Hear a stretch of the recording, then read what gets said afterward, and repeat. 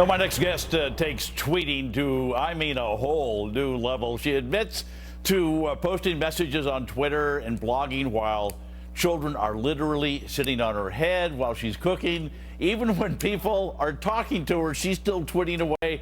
Joining me now is MelissaTweets, as I know her by, Melissa Clothier, conservative blogger, chiropractor. I'm fascinated by you, Melissa. Thanks for coming on.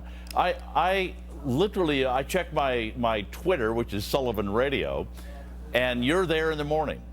And I'll check it in the middle of the day, and you're there in the middle of the day. And I check it in the evening, and you're there in the evening.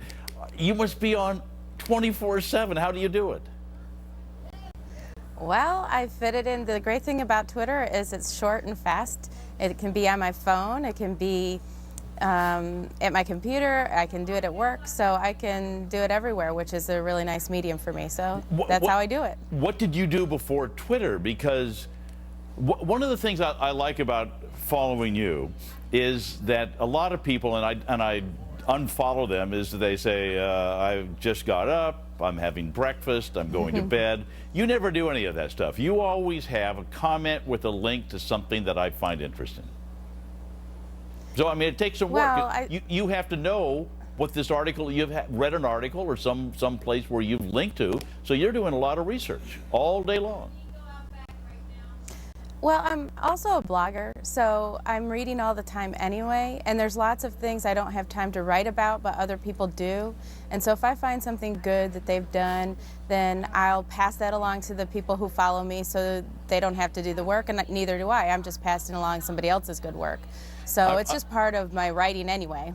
I'm looking at your page right now. It says the number of people following you, 16,700, and I also see the number of tweets that you've got, over 60,000 tweets, and I'm going, how? And it says frazzled mom, alternative health doc, conservative libertarian blogger, columnist, podcaster. It goes on and on and on. But the question is, how do you have time for anything other than just the tweets that you're sending?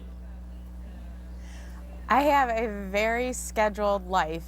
And so I don't have childcare. So when my kids get home from school, they're my responsibility. And then I see patients part-time too.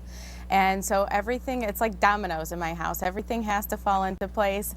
And when something does not work out, it can cause kind of a ripple in my life. But I'm just very scheduled, and I kind of segment my day.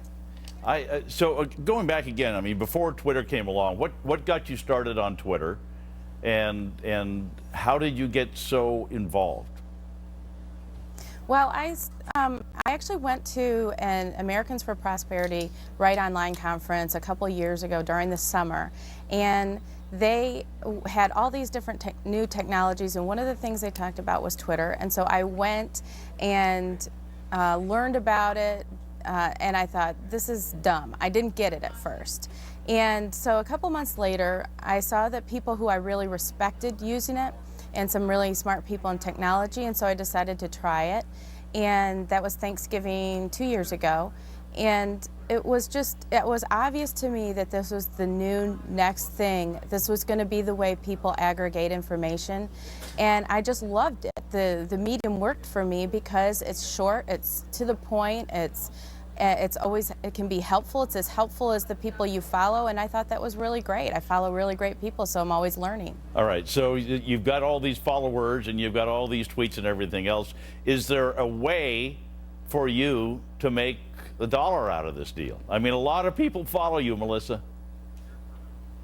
Well, it's something that I've thought about. When I drive traffic to my website, there's advertising dollars that can be made there.